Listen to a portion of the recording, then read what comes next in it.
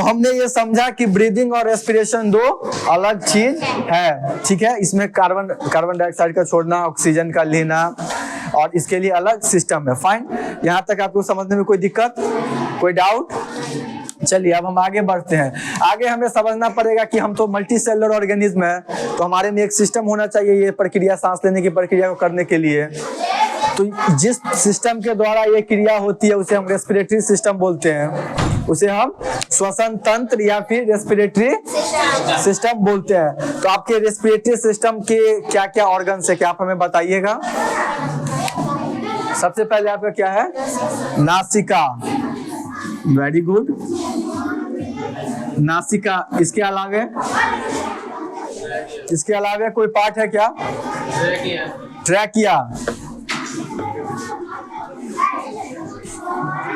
इसके अलावा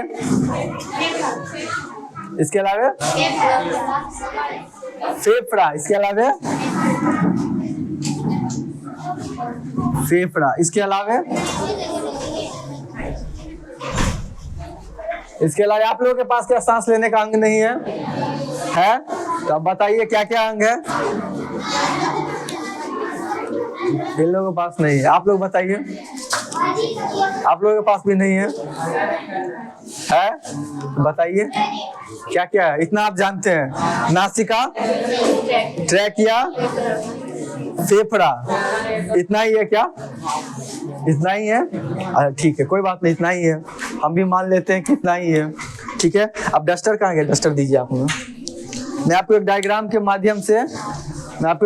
माध्यम से समझाता हूँ कि हमारे रेस्पिरेटरी ऑर्गन्स जो है उसके अंदर में क्या क्या आता है। यहाँ तक कोई दिक्कत नहीं, आगे बढ़ते हैं हम लोग।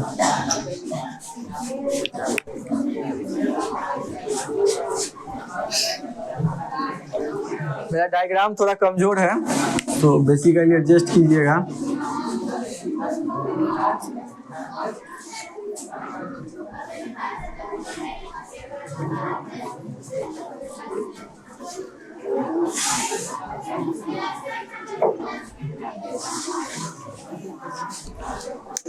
ये आपके रेस्पिरेटरी सिस्टम है, ये आपके रेस्पिरेटरी सिस्टम है। एक्चुअली रेस्पिरेटरी सिस्टम स्टार्ट होता है आपके नासिका से, आपके नासिका से।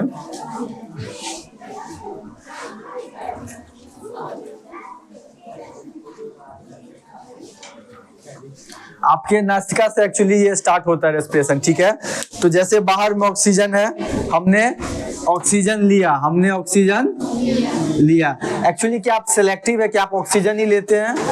क्या बाहर के गैस में सिर्फ ऑक्सीजन ही मौजूद है, हवा में ऑक्सीजन ही मौजूद है? ये मिक्सचर है, एयर क्या है? मिक्सचर है, बट हमें क्या चाहिए? ऑक्सीजन। तो कल हमने आपको बताया था कि आपका शरीर पहचान करना जानता है, आपका शरीर पहचान करना वो जानता है कि क्या हमारे लिए जरूरी है, क्या नहीं जरूरी है, तो वो ऑक्सीजन ही लेता है और दूसरा चीज कुछ नहीं लेता, ठीक है। फाइन, तो ऑक्सीजन लिया, ये जिस नाक के जिस छिद्र के द्वारा लेता है उसे हम नॉस्ट्रिल्स बोलते हैं, उसे हम नॉस्ट्रिल्स बोलते हैं, ठीक है, कोई दिक्कत नहीं। इसे हम क्या बोलते हैं? नॉस्ट्रिल्स। नॉस्ट्रिल्स मतलब जो नाक के अंदर में जो छेद है, ये 2 छेद है आपके पास, इसे हम नॉस्ट्रिल बोलते हैं। इसके द्वारा आपने लिया। क्या आप इसके अंदर का चीज को कभी ऑब्जर्व किए हैं? क्या नाक के अंदर में कभी आप झांके हैं? नहीं झांके हैं, ठीक है। क्या नाक के अंदर में आपने उंगली किया है कभी? नाक के अंदर उंगली किया है? तो नाक साफ करते टाइम में कभी कभी आपके उंगली में हेयर लग जाता है, स्मॉल हेयर लग जाता है, नहीं जाए। Very good. सो आपके नाक के अंदर में, बेसिकली आपके नोज के अंदर में हेयर्स पाए जाते हैं। क्या पाए जाते हैं? हेयर्स पाए जाते हैं, छोटे छोटे हेयर्स पाए जाते हैं, ठीक है। और ये हेयर्स का काम क्या है कि जब आप सांस लेते हैं तो इसके अंदर में एयर जाता है, तो एयर पोल्यूटेड भी हो सकता है, एयर पोल्यूटेड भी हो सकता है, प्रदूषित भी हो सकता है, तो उसमें से वो फिल्टर करता है, ये जो हेयर है ये फिल्टर करता है, ठीक है। इसके अलावा आपके नाक में म्यूकस ग्लैंड्स है, इसके अलावा आपके नाक में क्या है? Mucus gland. ये हो गया आपके हेयर सेल्स। क्या हो गया? ये हेयर सेल्स। इसके अलावा आपके नाक के अंदर में एक चिपचिपा पदार्थ है जो माइक्रोब सबको ट्रैप कर लेता है, फंसा लेता है, उसे हम क्या बोलते हैं? म्यूकस। उसे हम क्या बोलते हैं? म्यूकस। कोई दिक्कत नहीं। चलिए अब हमने सांस लिया, जो पार्टिकल्स थोड़ा था वो इसके द्वारा क्या बोलते हैं हेयर्स के द्वारा ट्रैप हो गए, कुछ म्यूकस के द्वारा फंस गए। इसके अलावा ये क्या बोलते हैं, ये आता है फेरिंग्स में। ये कहाँ आता है? फेरिंग्स में। फेरिंग्स एक ऐसा पार्ट है जो कॉमन है, जो कॉमन है दोनों चीज के लिए, खाने के लिए भी और एयर को जाने के लिए भी। हाँ, जिसे आप कंठ द्वार बोलते हैं हिंदी में मे बी, सो इसे हम फेरिंग्स बोलते हैं। Pharynx is a common passage, pharynx is a common passage for both, for getting the oxygen and for getting the food, ठीक है। लेकिन इसके बाद दो भाग में बढ़ जाता है। एक भाग जो आगे की ओर प्रेजेंट है, इसे हम बोलते हैं ट्रैकिया, इसे हम बोलते हैं ट्रैकिया। और जो ट्रैकिया ऐसे आप अगर आपको मैं फील करा के बताना चाहूँ तो ऐसे है कि आपका यहाँ पे फेस है, यहाँ पे ये फेरिंग्स हो गया, ये फेरिंग्स कॉमन है, ये फेरिंग्स कॉमन है। इसमें खाना भी आएगा, इसमें एयर भी आएगा, ठीक है। लेकिन ये यहाँ पे आने के बाद ये डिवाइड हो जाएगा दो पार्ट में। ऑक्सीजन जाएगा आगे में, आगे की पाइप में, इसे हम ट्रेकिया बोलते हैं, इसे हम ट्रेकिया बोलते हैं। और विंड पाइप भी बोलते हैं, इसे विंड पाइप और हम ट्रेकिया बोलते हैं। जो इसके पीछे है, पोस्टीरियर साइड में है, इसे हम बोलते हैं फूड पाइप और आहार ग्रास नली और आहार नाल, ठीक है। समझ में आ गया?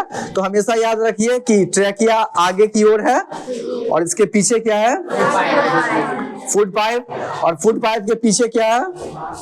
आपका रीढ़ की हड्डी, वर्टिकल कॉलम, वर्टिकल कॉलम। कोई दिक्कत समझ में आ रहा है? चलिए अब हम आगे बढ़ते हैं।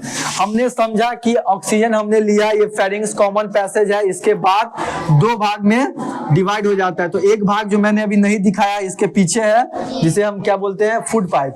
हमने आपको दिखाया है ट्रेकिया के बारे में। अब आइए, आपके जो ये ट्रेकिया है, जो विंड पाइप है, इसके ऊपर सी शेप का जैसे चूड़ी होता है, तो चूड़ी को आप फोड़ देते हैं, आधा चूड़ी कर करके ऐसे इस पे ऊपर में प्रेजेंट है, जिसे हम क्या बोलते हैं? आपको पता है क्या? आपको पता है इसे हम क्या बोलते हैं? इस तरह के पाया जाता है। मैं आपको दिखाता हूँ। ये ट्रैकिया के ऊपर में प्रेजेंट है, इसे हम रिंग बोलते हैं, इसे हम। और ये जो रिंग है ये ज्यादा हार्ड नहीं है, इसीलिए इसे कार्टिलेजिनियस रिंग बोला जाता है। इसे कार्टिलेजिनियस रिंग बोला जाता है। और ये सी शेप का होता है। ये किस शेप का होता है? सी आकार का ये होता है। आप एक चीज आप समझिए कि आपके शरीर में हड्डियां हैं, आपके शरीर में हड्डियां, और ये टाइट है। लेकिन कुछ ऐसे भी है जो हड्डी का ही सूक्ष्म रूप है, जिसे हम कार्टिलेज बोलते हैं। आप कान को टच कीजिए, अपने कान को टच कीजिए। क्या ये आपको सॉफ्ट लग रहा है, प्लाएबल लग रहा है? क्या आप इसे घुमा पा रहे हैं? ये कार्टिलेज का बना हुआ है। ये नोज जो आपका है ये मूवेबल है, ये कार्टिलेज का बना हुआ है। क्या आप ये हाथ के हड्डी को मूव कर सकते हैं? नहीं, क्योंकि ये बोन्स है, ये टाइट है। तो ये कार्टिलेज हो गया, ये क्या हो गया? बोन हो गया। तो जो इसके ऊपर में प्रेजेंट है वो कार्टिलेज है। ये प्रेजेंट होने का कारण ये है कि जब कभी आप देखते होइएगा, this is a common observation, कि आप मोटर के पाइप को देखे हैं, तो जब उससे पानी निकल जाता है तो वो सिकुड़ जाता है, वो एक्सक्यूज कर जाता है, ठीक है। सिकुड़ना जिसको बोलते हैं। इसीलिए कि जब इसमें से ऑक्सीजन हवा चला जाए अंदर की ओर तो ये सिकुड़े नहीं, ये इंटैक्ट रहे। इसीलिए इसको भगवान ने ऐसे इसमें बना के दिया है। इसे क्या बोलते हैं हम लोग? Cartilaginous ring. और सिंपल आप रखिए सी रिंग। रिंग मीन्स गोल रिंग, ठीक है, कोई दिक्कत नहीं। चलिए, तो ऑक्सीजन यहाँ से आया फेरिंग्स में और ट्रैकिया में आया, आके ये दो भाग में बट गया। ये जो दो भाग में बढ़ते, हमारे पास कितने लंग्स हैं? हमारे पास कितने लंग्स हैं? आप देखिए, ये कौन सा लंग है? Right lung, left lung. ये लेफ्ट, वेरी गुड। ये क्या है? लेफ्ट लंग, ठीक है। और ये राइट लंग, ठीक है। अब ऑक्सीजन तो आ गया इसके अंदर में, लेकिन इसके अंदर में होता क्या है? तो इसके अंदर में और अगर डीप आप इसमें उतरिएगा तो ये छोटे छोटे पार्टों में डिवाइड होते जाते हैं। ये छोटे छोटे पार्टों में डिवाइड होते जाते हैं, ठीक है। क्या आपने ऐसे छोटा छोटा अंगूर सेब का देखा है? क्या बोलते हैं इसे? क्या आपको पता है इसे क्या बोला जाता है? ये छोटे छोटे एयर सैक्स हैं। ये क्या है? छोटे छोटे एयर सैक्स मींस ये इसके अंदर में हवा भरा हुआ होता है। जैसे आपको मैं इसका लार्ज व्यू आपको बताऊंगा, पर अभी के लिए आप समझ, जैसे अंगूर का शेप होता है, अंगूर से भी छोटा छोटा ये शेप का पाया जाता है। और जो ऑक्सीजन हम लोग लेते हैं, ऑक्सीजन एक्चुअली इसके अंदर में जाता है और इसे हम एल्वियोलाई बोलते हैं। इसे हम एल्वियोलाई बोलते हैं। इतना इंग्लिश आपको समझ में आ रहा है क्या? आ रहा है हिंदी इंग्लिश इतना समझ में? किसी को नहीं समझ में आ रहा है हाथ उठाइए, तो मैं हिंदी में भी लिखूंगा। हिंदी में भी लिखूं? ठीक है। तो इसे हम एल्वियोलाई बोलते हैं। ठीक है। अब आ गया ये लंग्स का मतलब आप हिंदी में समझते हैं, फेफड़ा। राइट लंग लेफ्ट लंग आप समझ रहे हैं। ट्रैकिया को हिंदी में क्या बोलते हैं? ट्रैकिया ही कहते हैं। नॉस्ट्रिल्स को क्या कहते हैं? नासिका द्वार, नासिका छिद्र। नोज को बोला जाता है नासिका, नोज को बोला जाता है नासिका। हिंदी समझ में आया? ठीक है, आगे बढ़ते हैं हम लोग। तो हमने ऑक्सीजन आया इसके अंदर में, सेम इसके अंदर में भी ऐसा ऑक्सीजन का सेक पाया जाता है। तो एल्वियोलाई के अंदर में एक्चुअली गैस का एक्सचेंज होता है। एल्वियोलाई के अंदर में ही ऑक्सीजन का आदान प्रदान होता है। कैसे होता है आप देखिए, मैं आपको अब लार्ज व्यू में इसको लार्ज करके मैं बता रहा हूँ।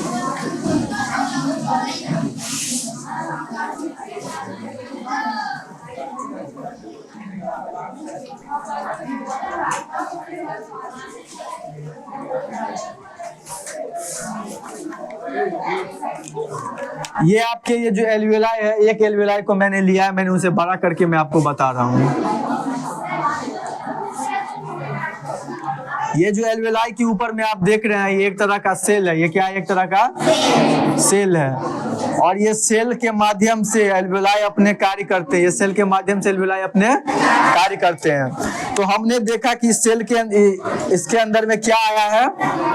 इसके अंदर में ऑक्सीजन आया। इसके अंदर में क्या आया है? ऑक्सीजन आया। और ये हमारे ब्लड के वेसल्स है। हमारे ब्लड वेसल्स है। हमारे पास दो तरह के ब्लड वेसल्स है। क्या आपको पता है? सीरा और धमनी। इंग्लिश में से हम क्या बोलते हैं? आर्टरीज और वेन्स। आर्टरीज और वेन्स। सीरा के अंदर में कौन सा ब्लड ट्रांसमिट होता है? सीरा के अंदर में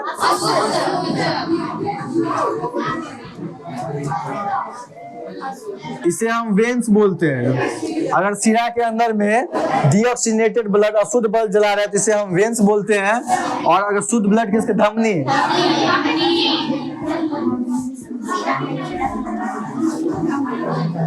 इसे हम आर्टरी बोलते हैं। इसे हम क्या बोलते हैं? आर्टरी। तो हमारे पास आर्टरी और वेन्स है।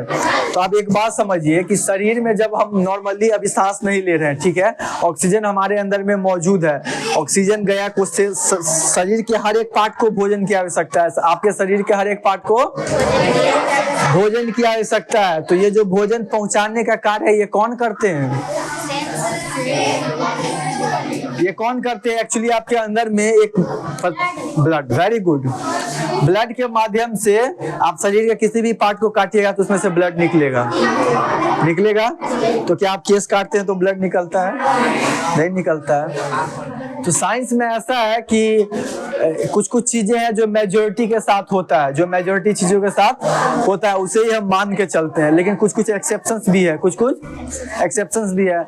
जैसे हम लोग पढ़ते हैं कि इंसान के हाथ में 10 उंगलियां होती है, पैर में 10 उंगलियां होती है। लेकिन कितना बच्चा जन्म लेता है जिसमें 11 उंगली होता है? कितना जन्म लेता है जिसमें 9 उंगली होता है? तो ये वेरी करता है। लेकिन जनरली हम लोग क्या पढ़ रहे हैं? रेस्पिरेशन। तो जनरली जो ब्लड होते हैं, ऑक्सीनेटेड ब्लड होते हैं, वो आर्टरी के द्वारा जाते हैं। वो आर्टरी के द्वारा जाते हैं। और जो डीऑक्सीनेटेड ब्लड है, जो अशुद्ध ब्लड है, वो वेन्स के द्वारा जाते हैं। वेन्स आपके शरीर में ऊपर में प्रेजेंट है। ये जो ब्लू कलर का और नीला कलर का जो ब्लू ग्रीन आपको दिखता है, ये आपके वेन्स है। ये आपके वेन्स। और इसमें डीऑक्सीनेटेड ब्लड जाता है। और आर्टरी डीपर है, अंदर प्रेजेंट है, उसमें ऑक्सीनेटेड ब्लड जाता है। कोई दिक्कत नहीं। और ब्लड एक ऐसा माध्यम है जिसके द्वारा शरीर में हर कोशिका को खाना मिलता है। खाना को देना और उसके जो एक्सक्रीटरी मटेरियल है उसको लेना, ये दोनों काम ब्लड का, ये दोनों काम ब्लड का। तो ब्लड के पास जो प्योर क्या बोलते हैं ऑक्सीजन सब था उसने सभी को दे दिया, और ये कार्बन डाइऑक्साइड को लोड करके आ रहा है। ये किसको लोड करके आ रहा है? कार्बन डाइऑक्साइड को लोड करके आ रहा है। अब कार्बन डाइऑक्साइड को इस ब्लड से हमें निकालना है और अच्छे ऑक्सीजन को हमें लेना है, क्योंकि ये ब्लड यूज हो चुका है, डीऑक्सीनेटेड ब्लड है। तो इसे हम क्या करेंगे? बाहर देंगे, इसे हम एल्वियोलाई को देंगे, इसे हम इसे वापस देंगे, और इसके जो ऑक्सीजन है इसे हम अपने अंदर लेंगे, इसे हम अपने अंदर लेंगे। तो ये जो जाने की प्रक्रिया है और ये आने की प्रक्रिया है, ये एक्सचेंज हो रहा है। ये क्या हो रहा है? एक्सचेंज हो रहा है, और ये डिपेंड करता है कि कितना मात्रा में आपके पास कार्बन डाइऑक्साइड है। आप समझिए, हमने पढ़ा था कि एक अमीबा है और खाना है, खाना ज्यादा है इसीलिए खाना अमीबा के पास जा रहा है, पहुंच रहा है। इसी तरह कार्बन डाइऑक्साइड का लेवल इस ब्लड में अभी ज्यादा है, क्योंकि ये डीऑक्सीनेटेड ब्लड है, शुद्ध ब्लड है, तो इसमें किसकी मात्रा ज्यादा है? कार्बन डाइऑक्साइड की। और जो आपने फ्रेश एयर लिया है अभी नाक के द्वारा, जो फ्रेश एयर लिया है इसमें ऑक्सीजन की मात्रा ज्यादा है। तो ये सिंपल टेंडेंसी है कि जो पार्टिकल्स होते हैं वो higher to lower concentration move करते हैं, higher to lower concentration move करते हैं। तो यहाँ पे कार्बन डाइऑक्साइड हायर अमाउंट में है, ज्यादा मात्रा में है, तो ये किधर जाएगा? अपने लो अमाउंट में।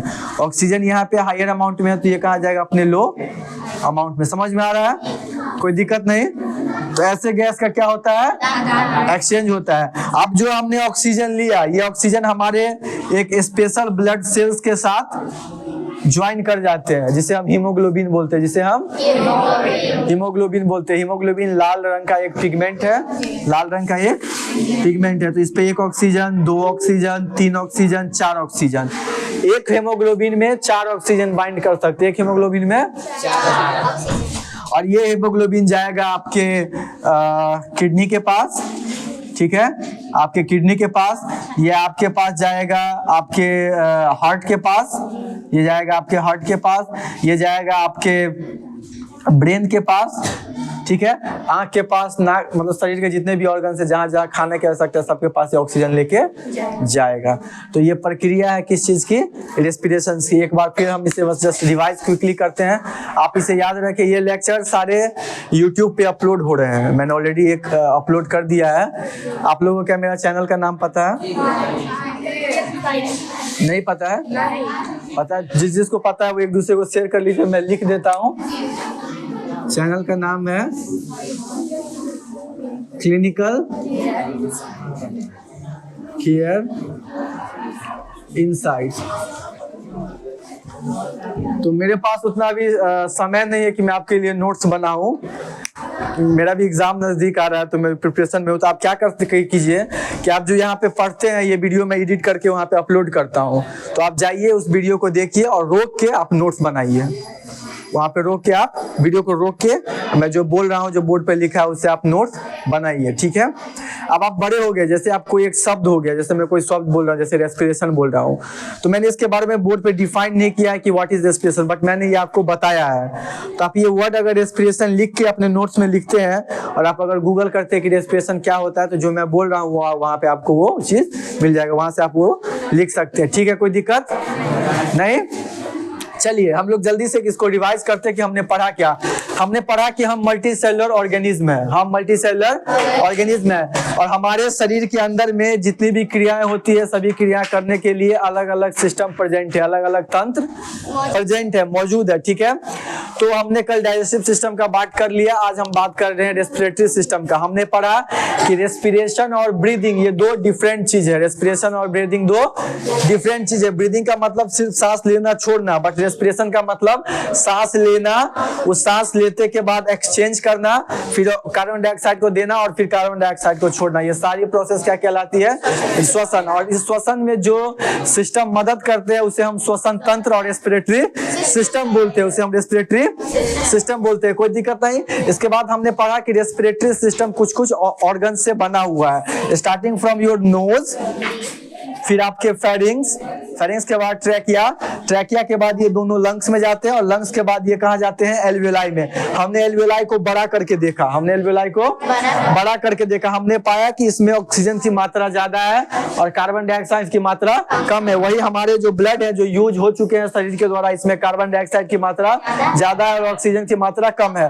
तो ज्यादा से कम में जाएगा, कार्बन डाइऑक्साइड यहाँ ज्यादा है तो एल्वियोलाई में जाएगा और ऑक्सीजन यहाँ पे ज्यादा है तो ये ब्लड में आएगा। ठीक है, इतना समझ में आया? आपको कोई दिक्कत नहीं? आप ये मेरा नोट पैड दीजिए। आपकी कोई डाउट है क्या? कोई डाउट है?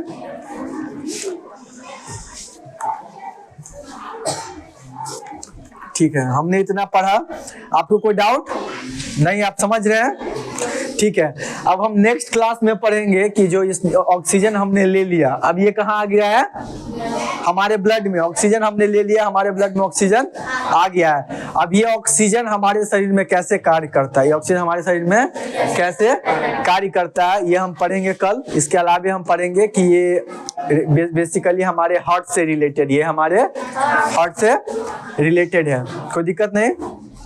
ठीक है, और इसके अलावा आप क्वेश्चंस कीजिए, एनसीईआरटी में क्वेश्चंस है। मैं एक काम कर सकता हूँ, मैं आपके साथ क्वेश्चन शेयर कर सकता हूँ। मैं सर के जो व्हाट्सएप ग्रुप है मैं उसमें क्वेश्चंस भेजूंगा और आपके लिए कल 2 टास्क है। आप डाइजेस्टिव सिस्टम का डायग्राम बना के आइएगा, डाइजेस्टिव सिस्टम का डायग्राम बना के लेवलिंग के साथ, क्योंकि एग्जाम में आपको पूछेगा ये। मैं कल हर एक के कॉपी में ये चेक करूंगा, डाइजेस्टिव सिस्टम विथ पार्ट्स, आपको जरूरी है पूरा नोट्स बनाना है, लिखना नहीं। आप डायग्राम अच्छे से बनाइए और डायग्राम बनाने का एक नियम होता है जो मैं आपको बताता हूँ। मेरा तो डायग्राम उतना अच्छा बनता नहीं है, बट कैसे बनाया जाता है ये मुझे पता है। तो इसको बनाने का तरीका ये है कि पहले तो आप डायग्राम बना लीजिए with the help of pencil, with the help of pencil आप इसे अच्छे से बना लीजिए और डायग्राम के किसी एक साइड, लेफ्ट साइड या राइट साइड आप लेवलिंग कीजिए। लेवलिंग मींस पार्ट्स ऑफ का नाम लिखिए, एक ही साइड, अब दोनों साइड नहीं लिखिए, एक ही साइड। ठीक है, और ये नाम लिखते टाइम में जो आप लाइन खींचते हैं ये स्केल से खींचिए और इसके बाद अच्छे से सजा के लिखिए। इसे देखने में अच्छा लगता है और आपको अच्छे से मार्क्स भी मिलेगा, आपको अच्छे से मार्क्स भी मिलेगा। कोई दिक्कत नहीं? ठीक है, तो आज का क्लास हम यहीं पे खत्म करते हैं, फिर कल की क्लास में हम लोग हार्ट के बारे में पढ़ेंगे। So thank you with having me, bye, have a nice day.